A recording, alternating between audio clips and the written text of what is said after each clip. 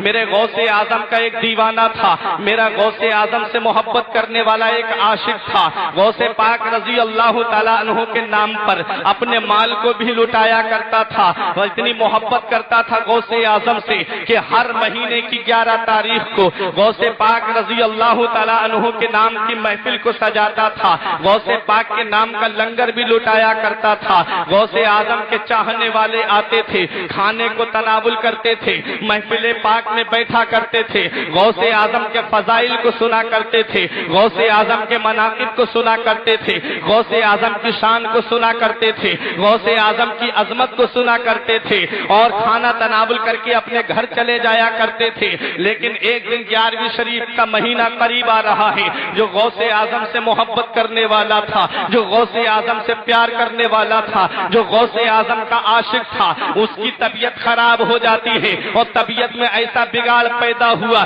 کہ تمام ڈاکٹروں کو اس کو دکھا دیا گیا، تمام حکیموں سے علاج کرا لیا گیا، تمام طبیبوں کو دکھا دیا گیا، لیکن تمام ڈاکٹروں نے لا علاج کر دیا، تمام طبیبوں نے لا علاج کر دیا، تمام حکیموں نے جواب دے دیا اسے گھر لے جاؤ، اب اسے آرام کی ضرورت ہے، اب اس کا علاج کچھ نہیں ہو سکتا ہے۔ حضرات گھر والے آنسو بہا رہے ہیں، اولاد آنسو بہا رہی ہے، بیوی کی آنکھوں سے آنسو ساون بھادوں کی طرح برس رہے ہیں، گھر والے سامنے کھڑے ہوئے ہیں، عزیز و اقارب نگاہوں کے سامنے کھڑے ہوئے ہیں۔ 11ویں شریف کا مہینہ قریب آتا جا رہا ہے۔ اس نے کہا کہ تم پریشان کیوں ہوتے ہو، میں تم سے صرف ایک بات یہ کہنا چاہتا ہوں، اگر میرا انتقال ہو جائے تو میں نے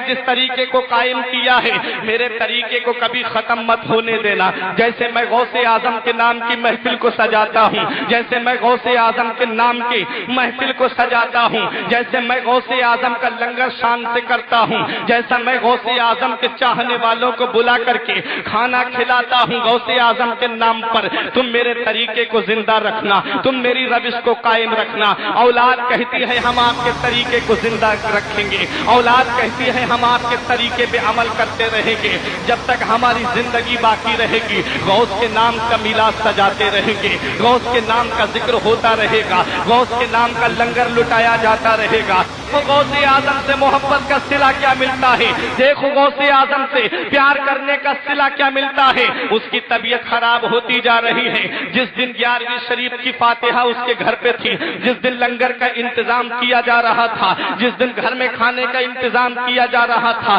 ٹھیک اسی وقت اس کے اوپر وہ گھڑی آتی ہے جو سب پہ آنی ہے، وہ ٹائم آتا ہے جو سب پہ آنا ہے، وہ وقت آتا ہے جو سب پہ آنا ہے۔ وہ گھڑی آئی جس کے بارے میں علمی صاحب فرماتے ہیں، یاد رکھ ہر آن آخر موت ہے، بنتو مت انجان آخر موت ہے، مرتے جاتے ہیں ہزاروں آدمی، عاقل و نادان آخر موت ہے۔ آج انسان غفلت میں زندگی گزار رہا ہے، آج انسان اپنی زندگی کو غفلت میں گزار رہا ہے۔ اے مسلمانوں، یہ چند دن کی زندگی ملی ہے، اس زندگی کو اللہ اس کے رسول کی اطاعت میں گزار دو، سنت رسول پہ عمل کر کے گزار دو، اس حال میں اس زندگی کو گزار دو کہ تمہارا جنازہ اٹھتا ہو، محلے کے لوگ کہتے 5 ٹائم کی نماز پڑھنے والے کا جنازہ جا رہا ہے۔ اس حال میں اس زندگی کو گزار دو کہ تمہارا جنازہ اٹھتا ہو اور محلے کے لوگ کہہ دیں کہ لوگ فلمیں دیکھ کر کے دل بہلاتے تھے، لوگ گانے سن کر کے دل بہلاتے تھے، لیکن یہ نبی کا ایسا دیوانہ تھا کہ نبی کی نعت سن کر کے دل بہلاتا تھا، قرآن کی تلاوت سن کر کے دل بہلاتا تھا۔ اس حال میں اپنی زندگی کو گزار دو، اس حال میں اپنی زندگی کو گزارو۔ اگرچہ محلے والے ناراض ہو جائیں، اگرچہ خاندان والے ناراض ہو جائیں، لیکن مصطفیٰ کا پکا غلام بن کر کے دکھا دے، مصطفیٰ کا سچا عاشق بن کر کے دکھا دے۔ بلبل سے بہرحال نشے من نہ چھوٹے گا، کے تپا کے خوف سے گلشن نہ چھوٹے گا، ماحول گرچہ تیرے موافق یہ نہیں ہے سرکار مگر آپ کا در۔ غوث پاک رضی اللہ تعالیٰ عنہ کے نام کی محفل گھر میں سجائی جا رہی ہے۔ اس دیوانے کی روح کب سے انتری سے پرواز کرنے والی ہے۔ اس نے اپنی اولاد کو بلایا، بلانے کے بعد میں کہتا ہے اگر میرا انتقال ہو جائے تو میرے انتقال کی خبر میرے مہمانوں کو مت دینا، میرے انتقال کی خبر آنے والے مہمانوں کو مت دینا، ورنہ وہ میرے غم میں کھانا پینا چھوڑ دیں گے۔ اس لیے میرا انتقال ہو جائے تو میرے جنازے کو کمرے کے اندر رکھ دینا اور کسی کو مت بتانا۔ حضرات گرامی اس کا اسی وقت انتقال ہوتا ہے، ادھر محفل سجائی جا رہی ہے، ادھر لنگر کا انتظام کیا جا رہا ہے، غوث کے دیوانے کا انتقال ہو گیا ہے، اولاد نے اپنے سینے پہ پتھر رکھے، بیوی نے اپنے سینے پہ پتھر رکھے، اپنے شوہر کے جنازے کو کمرے کے اندر رکھ دیا ہے، ادھر گھر والے آنسو بہا رہے ہیں، لیکن یاد رکھو مسلمانوں، غوث کے نام کا میلاد سجایا جا رہا ہے، غوث کے نام کا لنگر کیا جا رہا ہے، غوث کے نام کا لنگر تقسیم کیا جا رہا ہے،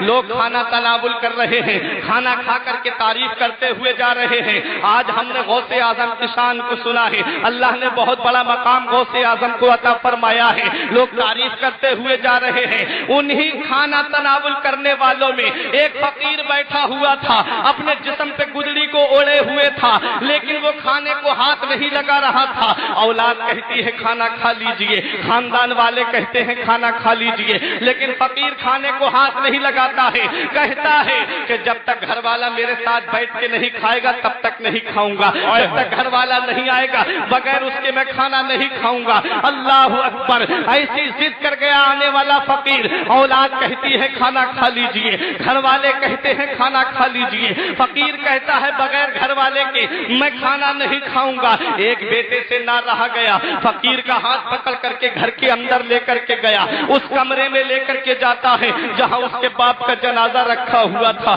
جہاں بی بی بیٹھی آنسو بہا رہی تھی، لے جا کر کے سرہانے کھڑا کر دیا فقیر کو، کپڑا ہٹایا چہرے سے، بولا آنسو بہاتے ہوئے بولا جس کی محبت میں آپ یہاں آئے ہیں، جس کے عشق میں آپ یہاں آئے ہیں، جس کے یہاں پر آج آپ آئے ہیں، وہ تو ہمیں چھوڑ کے کب کا اس دنیا سے جا چکے ہیں، اب وہ اس دنیا میں نہیں ہیں، اب چلیے آپ کھانا تناول کر لیجئے۔ فقیر کہتا ہے کھانا کھاؤں گا تو آج گھر والے کے ساتھ کھاؤں گا، یہاں کیسی ضد کر رہے ہیں، ارے وہ تو ہمیں چھوڑ کر کے جا چکے ہیں۔ فقیر جنازے کے قریب جاتا ہے اور مردے کے کان میں جا کر کے کہتا ہے ہمیں دعوت پر بلایا اور خود آرام سے سو گئے، ارے اٹھتے کیوں نہیں ہو، ہمارے ساتھ کھانا کھاؤ۔ اتنا کہنا تھا کہ چارپائی پہ اٹھ کر کے بیٹھ جاتا ہے، اولاد قدموں میں گر جاتی ہے، بیوی قدموں میں گر جاتی ہے، اٹھ زندہ ہونے والا مردہ قدموں میں گر جاتا ہے اور کہتا ہے کہ آپ کون ہیں جو آج ہماری مدد کر رہے ہیں۔ اولاد نے پوچھا کون ہے، بیوی نے کہا کون ہے، زندہ ہونے والے نے کہا کون ہے، تو آنے والے فقیر نے کہا تھا جس کے نام کی تو نے محفل کو سجایا ہے، جس کے نام